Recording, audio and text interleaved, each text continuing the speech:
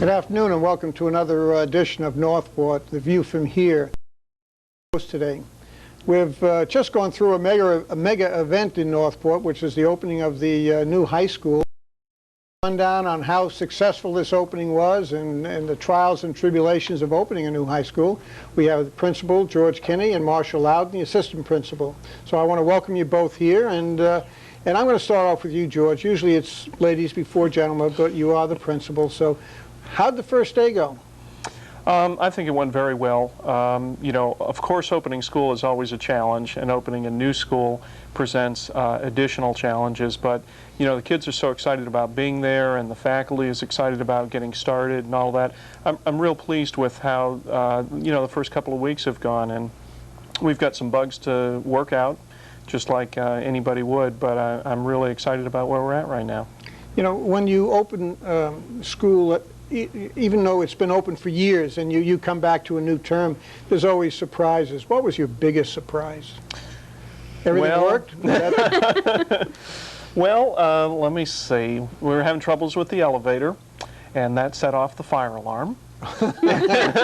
And that was in the first 15 minutes. Okay. And then things started to smooth out from there. Of course, you know, we have some things with construction and bugs and all of that, but they're starting to shake out nicely, and we're just addressing each one as it comes along. But you know, we had a lot of people trying to find their way around, and it was very interesting. We had the media all over the place, but it's a day I'm going to remember. It was a lot of fun, and I'm real pleased with how it's going. Marsha, did you have any similar circumstances or events? I would say yes. I think the biggest surprise was how many students we had. We had over 1,800 students, and we were expecting about 1,650. So when those extra bodies appeared, it was certainly a shock. But you know, we handled it well, and I think the staff has handled it very well. Do you expect usually around the 10th of September or somewhere there's a 10-day count? Do you expect that count to be higher than it is today? Well, we've already had the 10-day count. Okay. We do that in the first 2 weeks of school. And I think we ended up with about 1,814 students. But that ended last Friday, and since then we've still gotten some new students. So right now we're at about 1,820. Okay, I'm waiting until the real summer is over. You know, we start school a lot earlier, Right. and my history tells me that after Labor Day, there's even more come into the system because they come from up north and they're thinking of different opening days. Right. So we're going to have a good time out there. What's the split between middle school and high school? Do you know? We have about, I would say 1,100 middle schoolers and about 700 and some high schoolers. Okay, so then when we're done with the high school, we should have 1,400 to 1,600 by the time another 2 years roll around, or more than that? I would say that we'll end up about at that number. One of the interesting things that's happened is our 6th grade is really quite large. We have 450 6th graders. Oh. And I think this is the first class to have gone through elementary school in Northport and not gone off other places. We have so many kids over the last few years that have done homeschooling or private schools or have gone to school in Charlotte County because it's more convenient. And I think that's the first group of kids that have just kind of stayed in Northport, the first group that has had that opportunity. I think that our classes are going to number between 450 and 500 kids per grade level. That was the old Venice High School graduation level. It's up 450 to 500 kids. Right. Wow. The other thing that we're keeping a close eye on is, as you were mentioning, after Labor Day, there's usually an influx of kids. And with the rate that Northport's growing, we know we're going to grow this year. The question is by how much? And we really are starting with 200 more kids than what we had anticipated. So those are bumps in the road that we're dealing with. It's caused a shortage of textbooks, and we've got more books ordered and so on. And it'll take this first year to kind of shake out and be able to give an adequate estimation of how many kids will be going to the school in, you know, succeeding years. Well, as Northport is discovered as a nice town to live in, affordable housing, we're going to see more growth at least at the same scale we're at now, which is about 1,000 new homes a year. And so if you're looking at 3.5 people per household, That's a substantial increase in population, both from an adult and a children's standpoint. So, yeah, I think you gotta keep prepared for a lot of new kids coming down the road. How many buses do you use? Because there's not much walking to your school, not many. Well, from the Glen Allen area, there's more kids that are riding bikes and walking, so we have a fair number there, but right now we have 24 buses, and I believe it's next week we'll be adding 3 more, which I think is the most buses in the district. So we definitely have a lot of kids, you know, that we're transporting to the school, and you know, with the recent budget cuts that the district has undergone, one of those areas is in busing, and so the buses are very heavily loaded. We do have some relief coming there, but that's something we're concerned about as time goes by and we continue to face budget problems in the school district. What time do the kids hit the street waiting for these buses? I think that they're pretty much by 6:30, 6:40. They're pretty much at the stops and waiting. Buses are pulling in between 7 and 7:20. Okay. And how about teachers? What's the number of teachers this year that you opened up with? Right now we're at about 80 teachers, and actually because of the 10-day count, we're going to be adding some more teachers and more classes as we've experienced the growth, and the district's aware of the growth that we're going through, and we will be adding some positions as we go. So it's a big place, and it's going to get bigger. Who does the hiring of teachers, Marcia or yourself, or both of you? It's George. It's George's? Yes, but we're part of the interview team. Yeah. Right. Are you finding qualified teachers? I mean, you read about the shortages in the paper. Are you still able to find qualified teachers? Yes, we are. In fact, that is one of the biggest pluses of our school, I think. I've been really excited about the staff because I've been fortunate enough to be a part of most of the interviewing process, and we have just a dynamic group of people coming from all over the country, really. A lot from Sarasota County. They're just top quality people, and so I think we're really pleased at the quality of teachers that our students are. And I'm sure our curriculum excites them too, or makes them those that like the challenge come over to us. How is the blending of the middle school and high school? There's always been some anxiety and trepidations among parents and among administrators about you know, bringing both sides to the same campus. What's going on there, George?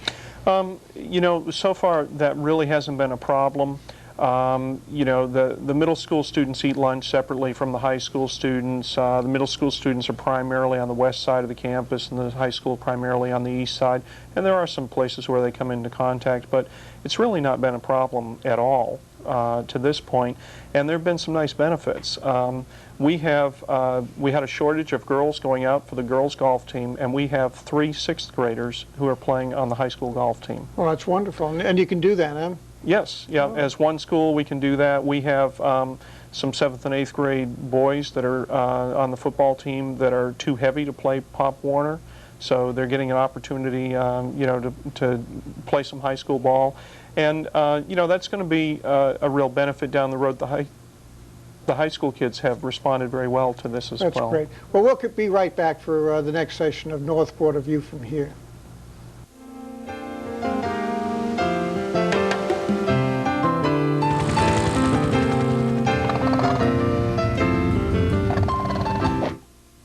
There's a rumor that small-town America has all but disappeared.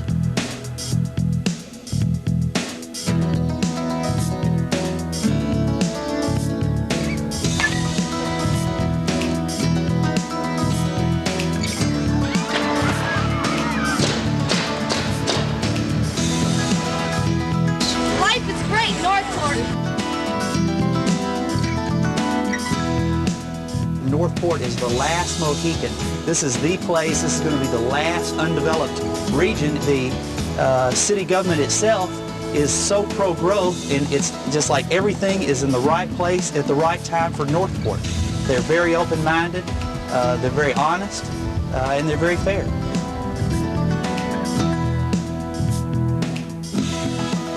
Disappeared? You've just seen evidence to the contrary. We call it Northport. Welcome back to the second segment of Northport, A View from Here. We've covered a lot of the standard operating procedures, got numbers and everything else, but the real heart of any school is its academic program. And Marcia, give us a rundown on the academic programs at Northport High School, how they're impacting and how they're going, quite frankly.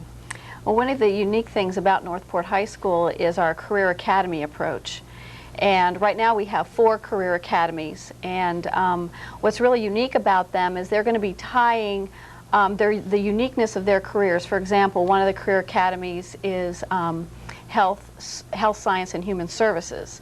And so all of the electives that are tied to that particular academy also have academics tied to that, so that the students who are in that academy, when they're in English class or they're in science or social studies or math, they are all going to have those academics linked to that academy, so that, let's say they're studying history, then in health science, for example, they can learn about the Civil War and how medicine impacted the Civil War, so they can link it. And the whole idea behind that is to make connections for kids.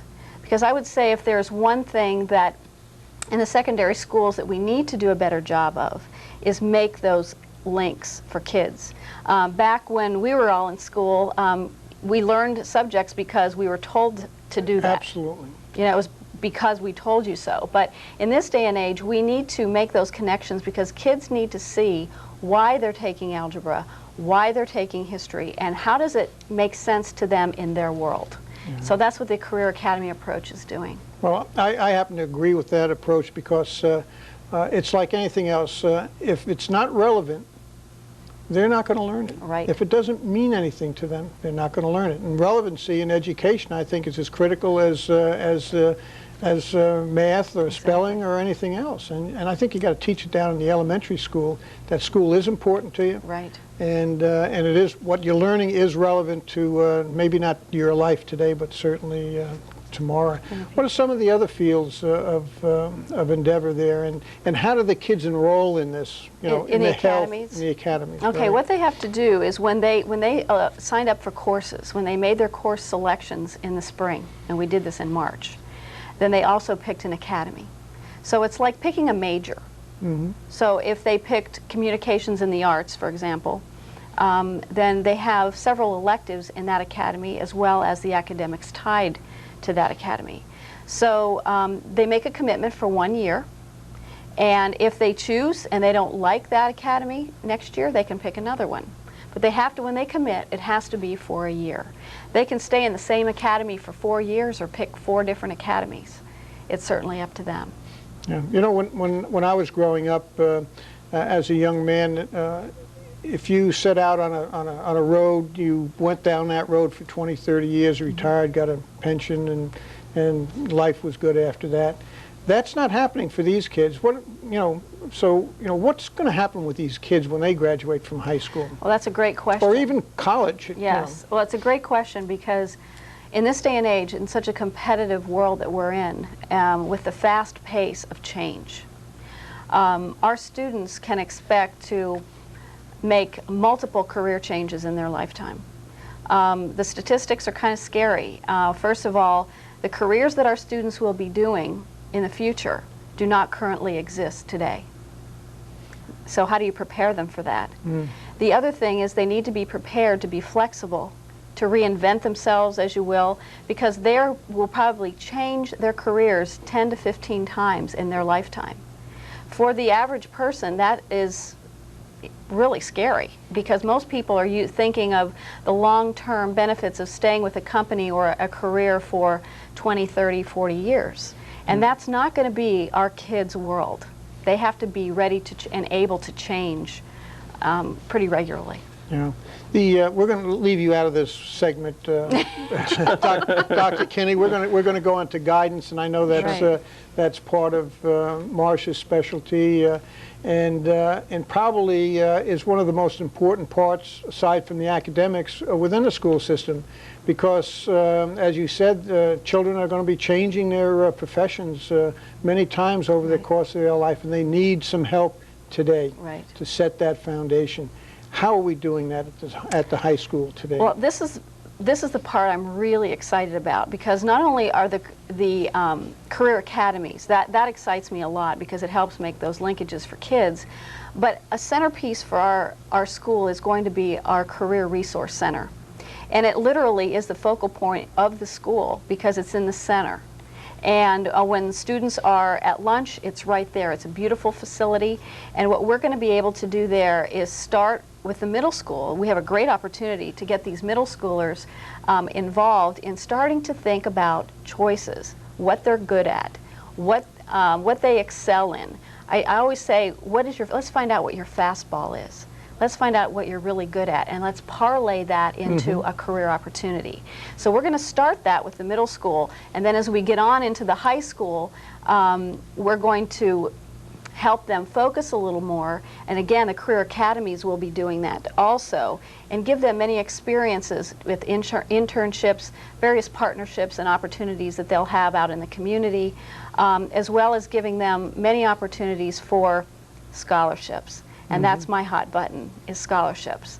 Our goal is that we have some really great people that are behind us in the community, and we want to make it a goal that every deserving student who wants to go on to school, doesn't have to be college, to go on to any kind of education after high school, will have the opportunity and will have the financial assistance to do it. And if people out there want to donate to this cause, they can certainly contact you Absolutely. or me, and we'll tell you how to do it. Absolutely. And I think it's a very worthwhile cause, Yes. especially in today's world. Is this going to be a heavily computerized program, or? Well, we believe that it's good to have low-tech and high-tech. And we also want the facility to be open for the community. We want it available for kids, but we also want it available for adults. Because there's a lot of adults in our population that are in the process of retraining, or they leave one career and they don't know where to go. So we're going to have evening hours to be able to help those people find their niche in this changing world. Okay, so in other words, the adults within our community are able to sit down and have themselves analyzed and as to their strong points and Exactly. qualities. Well, that's Yes. wonderful, because we do have MCC nearby, Right there. and That's right. and even in Sarasota you have USF and certainly other schools that can help enhance the lives of Right. our people down here, and that's wonderful. Are you ready to jump in yet, George? Absolutely. Well, how do you feel about not the academics, but the counseling system that you're going to? I'm real excited about the system that we have set up. We also have the guidance counselors divided so that they deal with a specific part of the alphabet, which sounds, like, why is that a big deal? But it is, because we have 6th graders who will be with us for the next several years, and for them to have that same counselor over that time and to see how that student develops and matures, I think is a great benefit. Also, the counselors will be dealing with families. We have all kinds of siblings at the school, so if there's something going on in the family or some kind of trial going on, then they know that the other siblings are also involved. So I'm excited about the way we have that set up and the long-term possibilities for counseling students. Now, I like the articulation between the middle school and the high school. I think that's a goal that you should try and strengthen, even when the middle school is no longer in the high school. Sure. And speaking of middle school, when is the new middle school going to be built? It's supposed to break ground in January, and then it would open 2 years from now, in the fall of 2003. And it's going to be needed at that point, because with the number of students that we have in Northport and the growth that we're expecting, we're going to need that school when it comes along. Yeah, and I understand they're looking for a location for a next elementary school too. Yes. And elementary schools handle about 900 kids or more, and yeah, we're going to need all the schools we can get. Well, that's the end of part 2 of Northport, A View from Here. We'll be back in a moment. Have you seen Northport lately? Take a minute and take a look.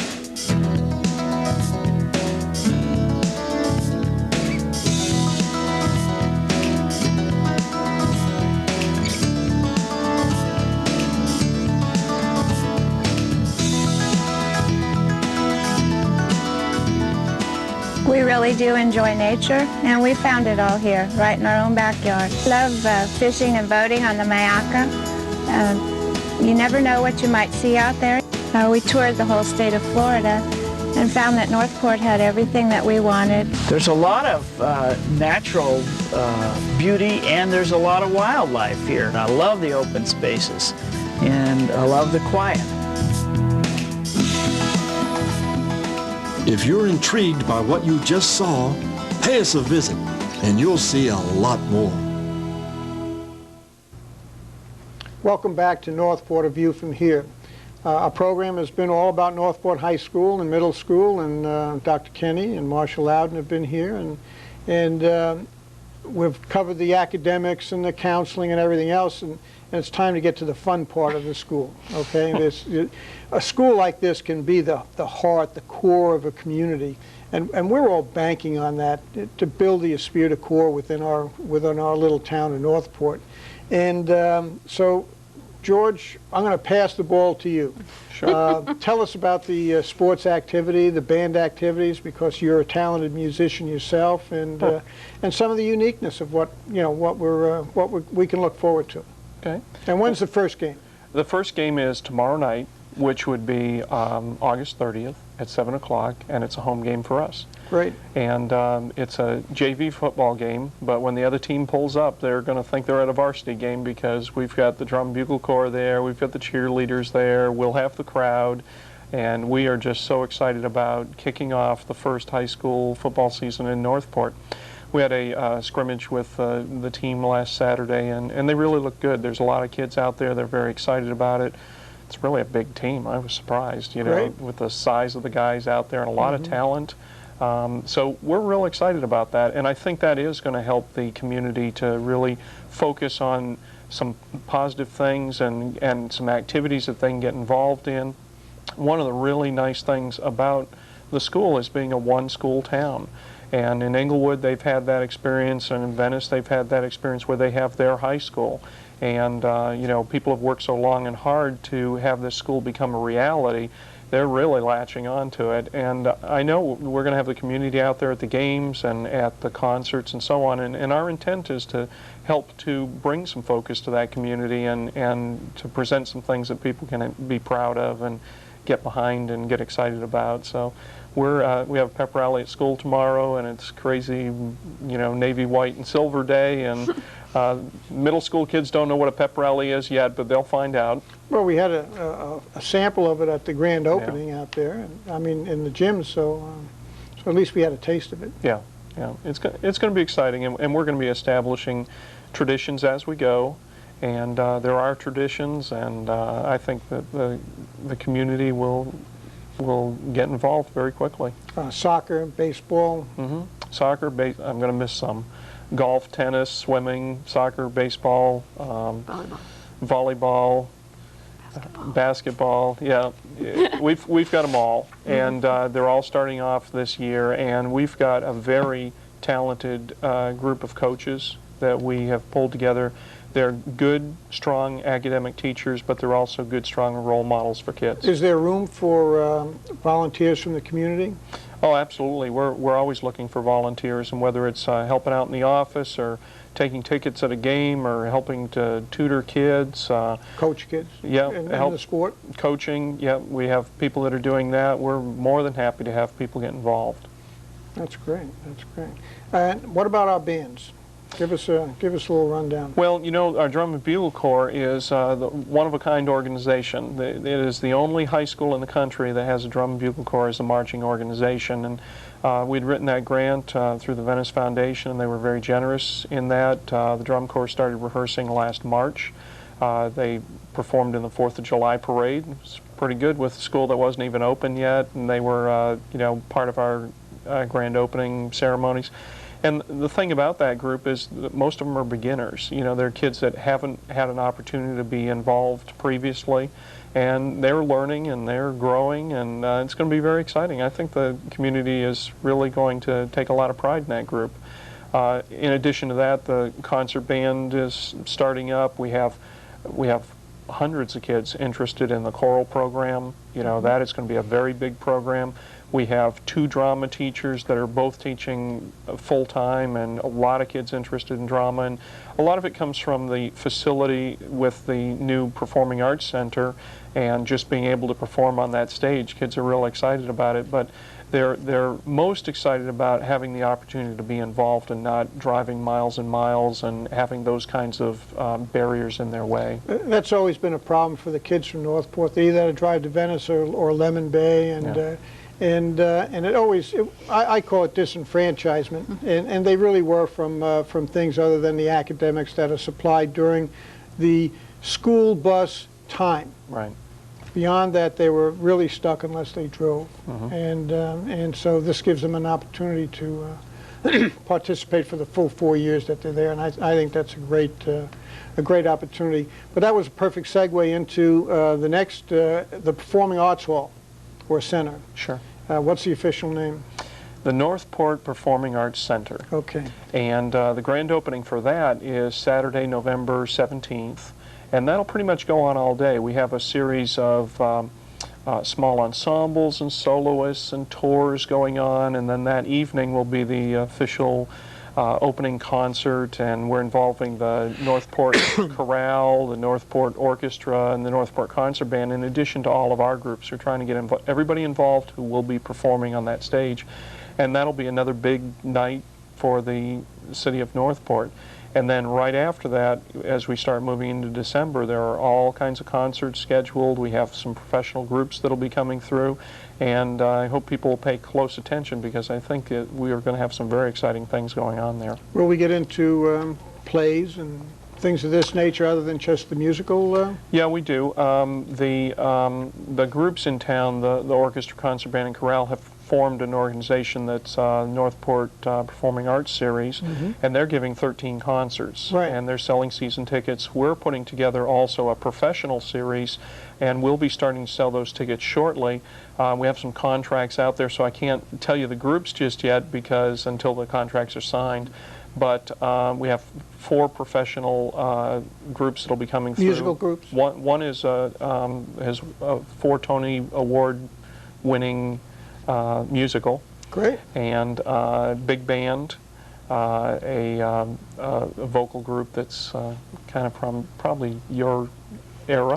ABBA? You're getting ABBA? A little earlier than that. The Carpenters? No, And you then can't do that either. the Florida West Coast Symphony is very interested in getting involved in the hall. They already have 1 concert scheduled, and on our professional series, their brass quintet is going to perform Now, as well. there's a committee that's a joint committee between the school and the citizens of Northport, and that's up and functioning. And Yes, we have an advisory board.